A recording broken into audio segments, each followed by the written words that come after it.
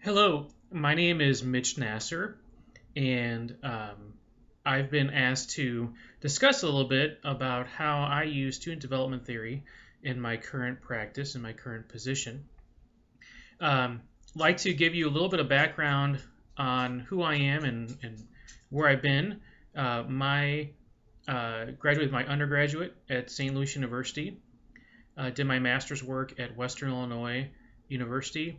Uh, I have experience in career services, orientation programs, academic advising, and more specifically, residence life.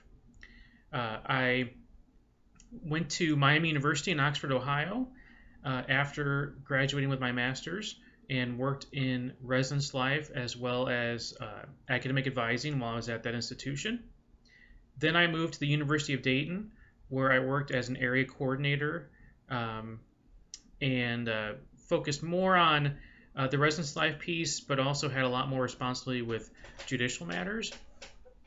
And then after leaving University of Dayton as an area coordinator, I arrived at McKendree University in Lebanon, Illinois, and became the director of residence life there.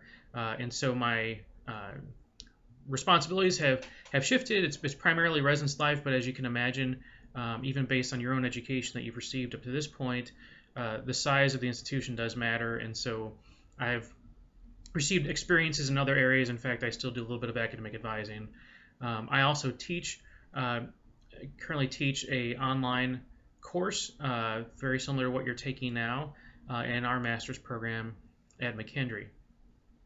I've been director since 2007, so I'm wrapping up my 9th year, and also just finished my doctorate PhD at St. Louis University this past May, and I will move on to become an assistant professor and program manager of the higher education program at Lindenwood University beginning in August. So I'll transfer over to the faculty side after that. So that's a little bit about me for my background. There's four main areas. So there's four main areas that I like to focus on connected to student development theory and specifically Chickering's theory in my practice. And so I want to briefly touch on these. The first is training. When I train my professional staff and student staff, I talk a lot about managing emotions and interpersonal relationships and developing those in training my staff. This is very important, especially when discussing ethics, so decision making, and especially if you're a new professional coming into a new environment, or if you're training your student staff. There's a lot of decisions that can be impacted by my relationship with other people, or I could have an immediate response to what's happening and make a decision based on how I'm feeling as opposed to what the proper way to make a decision might be. And so one of the things that I train my staff on in making decisions is think about what really drives you, what you can get very emotional about, that you're connected with, and pretty much any of us feel that way. So whether that's eating disorders, sexual assault, lack of information, whatever that is, recognize that so that when that happens, you can deal with it appropriately and still make a sound decision in your job. So training is very important in terms of using theory, and like I said, I tend to use it with ethical decision making. The second area is supervision. And what's really important with supervision is specifically the idea of competence. And this is very important for new staff members. So when I'm working with new staff members, a lot of times they'll start off with expectations that are higher than they really need to be. And a lot of my staff have called this imposter syndrome. So the fear that I get this job that I believe I earned, and then I need to deserve this job. I need to somehow prove that I deserve this job. And supervisors, we really don't feel that way. We feel like we hired the best person. We know you're competent. and we understand there's going to be some bumps along the way.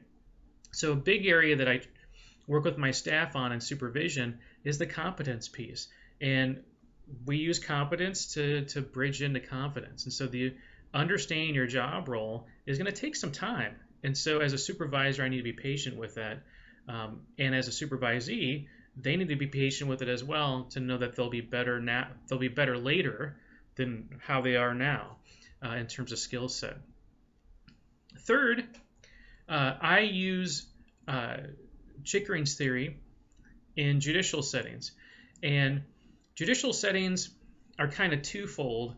So the first is use managing emotions and interpersonal relationships again, because once again, a lot of decisions that students are making are related to these two areas. So if you have students that are drinking a lot or someone that's engaging in drug use, almost always it comes down to managing emotions. So you're kind of self-medicating and you don't know how to address that, or who you're hanging out with, who your friends are, and the depth of your friendship. And that's the important piece, is what is the depth of your friendship when I'm dealing with students in that area. But the other piece, and this is specific to people that might be juniors or seniors, is developing your purpose. And what is it you want to do?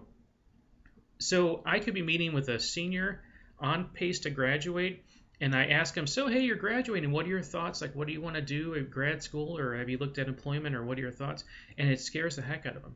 They have no idea what they want to do, and they're so used to the college environment. And so that bridges them into self-medicating behaviors and those kind of things. So judicial affairs would be the third thing, or third place that I would use theory. The last place, and this is more of what my staff would do, but is programming. So Chickering's theory can help us understand where our student population is and target programs effectively. I was just engaged in a conversation recently about sexual assault education. And I would probably state that most 18, 19, 20-year-olds that are coming into college understand what sexual assault is, understand it's a crime, and most likely have had some connection to the issue. They know somebody, they heard a story or something like that. However, what they may not understand is how that fits into the realm of higher education. So I know sexual assault is a crime and against policy and those things, and can really hurt people. But then I've got this newfound freedom. I'm meeting people. I'm learning myself as well as other people, and so there's a chance of falling into an atmosphere where I either commit a violation or know someone that did, and how do I report this, and those kind of things. So the point is that a lot of students come into colleges and universities understanding an issue as the issue exists in their experience, but then they don't understand the context at the university setting. And so programming is the final place that I kind of direct my staff into, is understand your population and what they're going through. So specifically here, it's almost all the early vectors. It's developing competence, it's managing emotions, it's interpersonal relationships.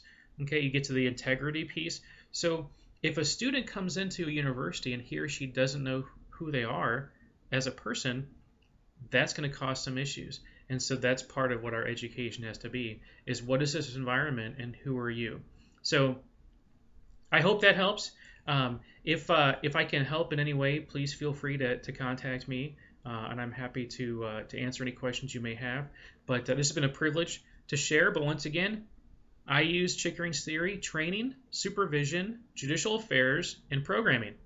Have a great semester.